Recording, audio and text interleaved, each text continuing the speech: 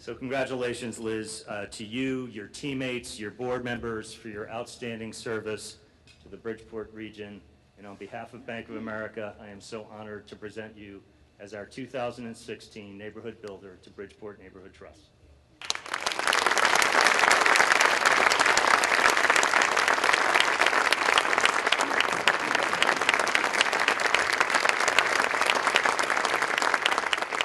I don't want to go any further until I recognize my staff, and so if you could all please stand up. Bridgeport Neighborhood Trust has a staff of 20, many of whom are here today, and they are the ones that work tirelessly every day on the ground doing the hard work that we do in the community. So I want to thank you. Thank you all very much.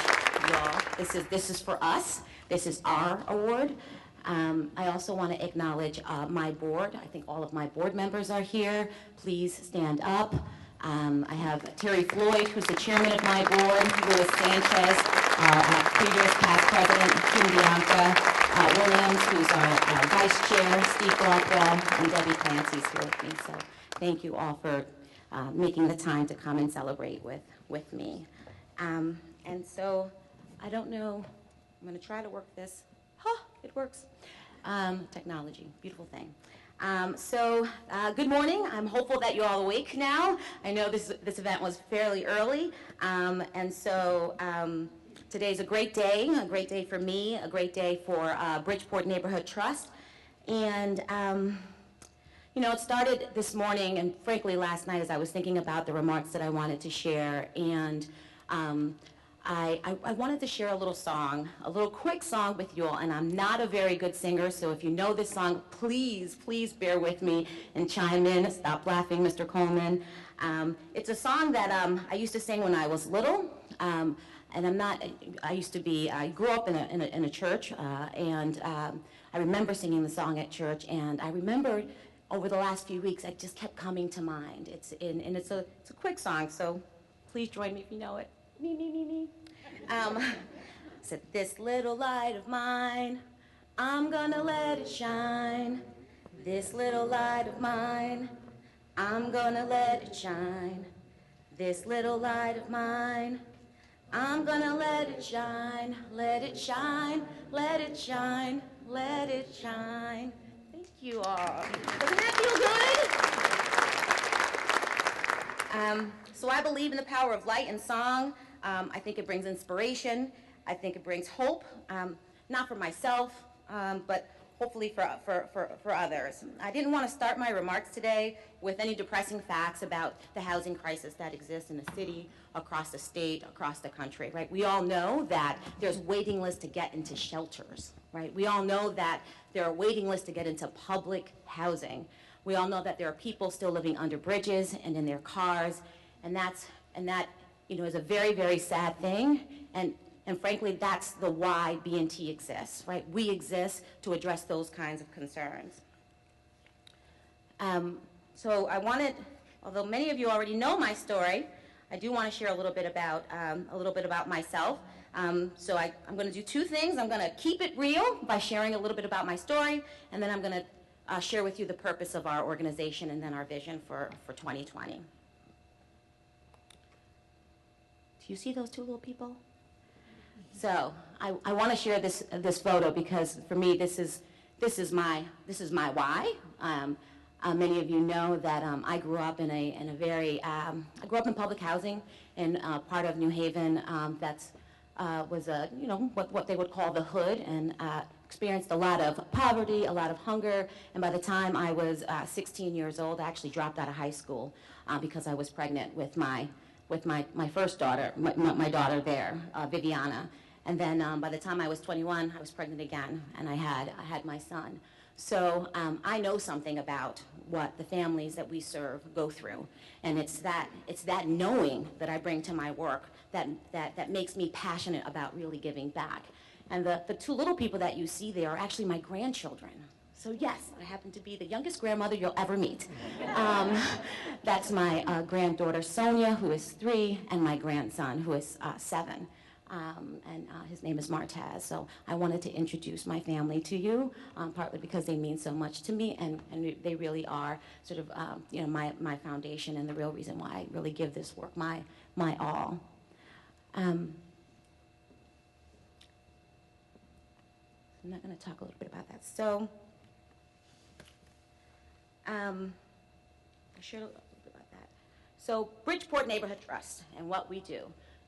We are an organization about leading and empowering and changing the communities that we work in. We operate 3 different business lines, one of which is real estate development, our property management, and our homeownership academy. Over the past 5 to 6 years, we've experienced a tremendous amount of growth. Just 11 years ago, I was the only full-time paid staff person at the organization, and today we're at a staff of 21. So experienced a tremendous amount of growth. Our operating budget was about $19,000 when I started. Our operating budget today is $3 million. Our net worth climbed from $14,000 to almost $26 million at the end of last year.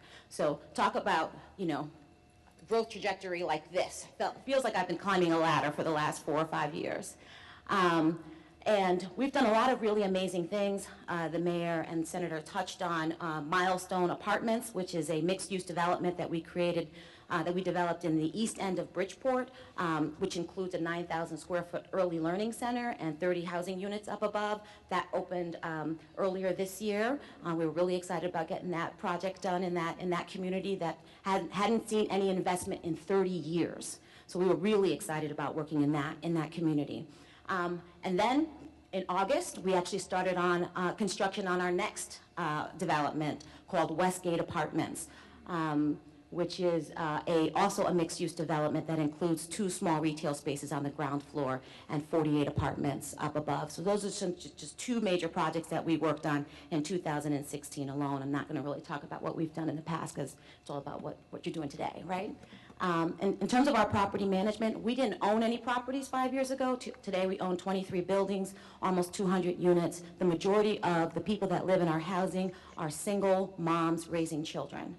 And we are not just about managing housing and collecting rents. We provide services to our residents to ensure that they're successful in their housing and that they're thriving. And then we have our Homeownership Academy, which Doris and Beverly lead. Our Homeownership Academy not only includes pre-purchase education, foreclosure prevention, but frankly, we recently expanded our programs to include eviction prevention, rental counseling. We're also going to be providing HECM counseling, which is a reverse mortgage for seniors. And we just actually started that program today. This program is a pretty robust program. We actually served almost 1,500 clients. 1,500 clients walk through Bridgeport Neighborhood Trust doors every year to get counseling and education as they pursue homeownership and or look to stabilize their housing environment.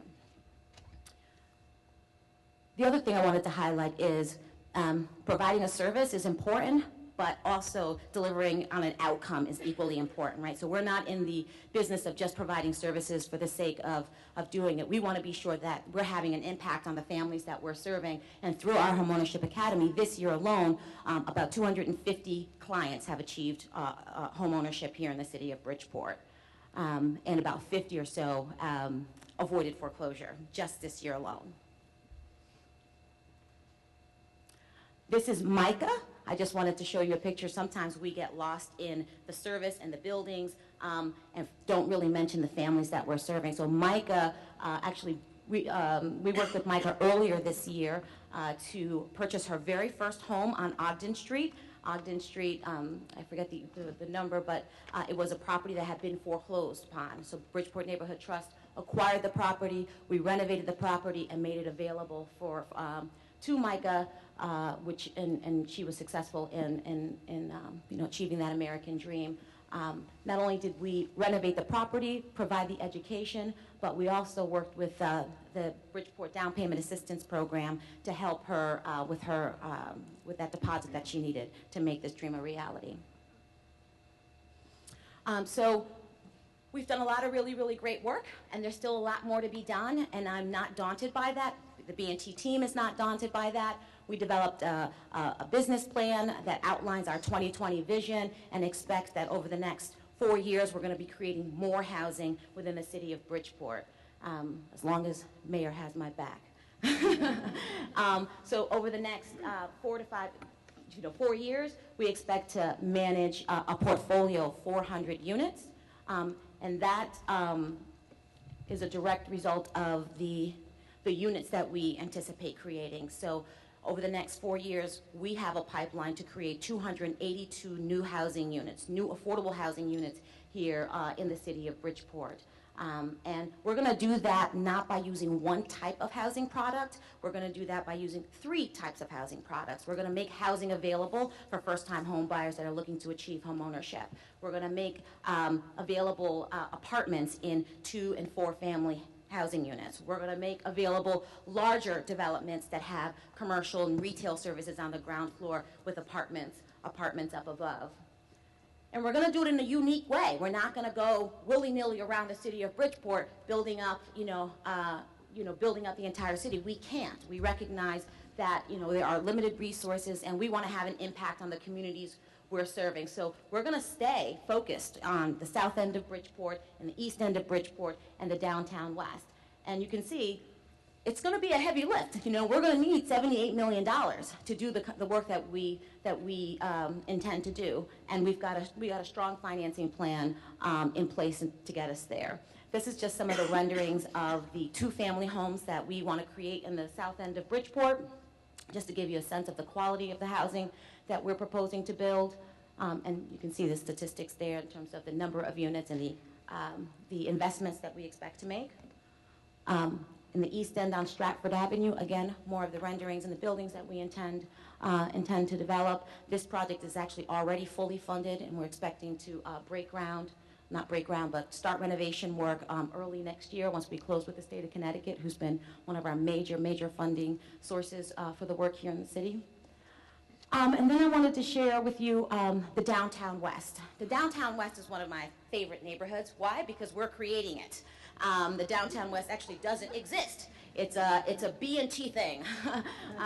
It's part of the downtown, but it's part of the downtown sort of further away from the train station, but still within a half mile of the train station and all of the downtown amenities. And so we started our work in this neighborhood about 4 years ago, creating 570 State Street. Many of you might know the building on the corner of State and West. It's BNT's headquarters on the ground floor, and then we have 30 apartments up above. And then we didn't stop there. We looked across the street and saw that there were other opportunities that we should be pursuing. And then we came up with this wonderful plan to acquire properties, mostly from private investors, and developing a financing plan to start construction. Dare to imagine the creation of a new neighborhood in this 180-year-old city. Once a long-forgotten district abandoned by corporations, infected by blight, and adopted by squatters, is now undergoing the beginning of a metamorphosis.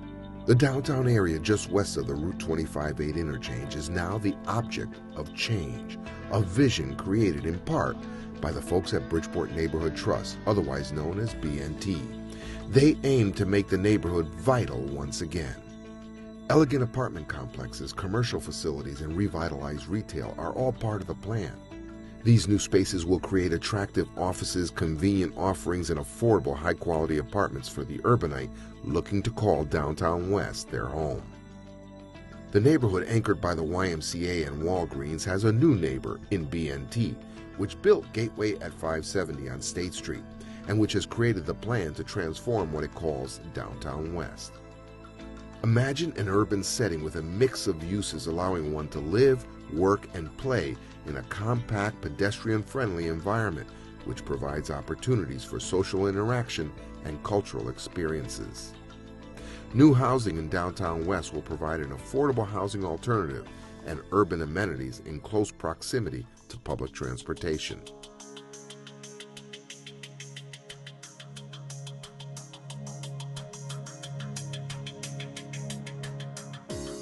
Gateway Apartments has 30 one-bedroom apartments and is the home of BNT.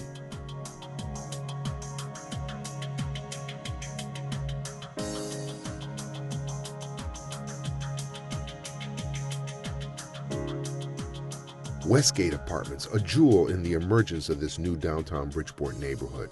BNT, in partnership with New Neighborhoods Incorporated, is constructing this new elegant 5-story, 48-unit building. Winter Residences. BNT, with the business owner, is transforming this strategically located retail space on a visible corner. West Liberty Commons, located at 273 West Avenue. This proposed development will provide new units with modern amenities adjacent to Roosevelt School, making this location highly marketable for families with small children. 601-611 State Street. Here, the proposed plan is to create a mixed-income development at the corner of State Street and West Avenue. It will be highly marketable for individuals and families who are looking for urban living in a transit-oriented neighborhood in close proximity to the train and other community options to Lower Fairfield County. It will have amenities comparable to market-rate apartments.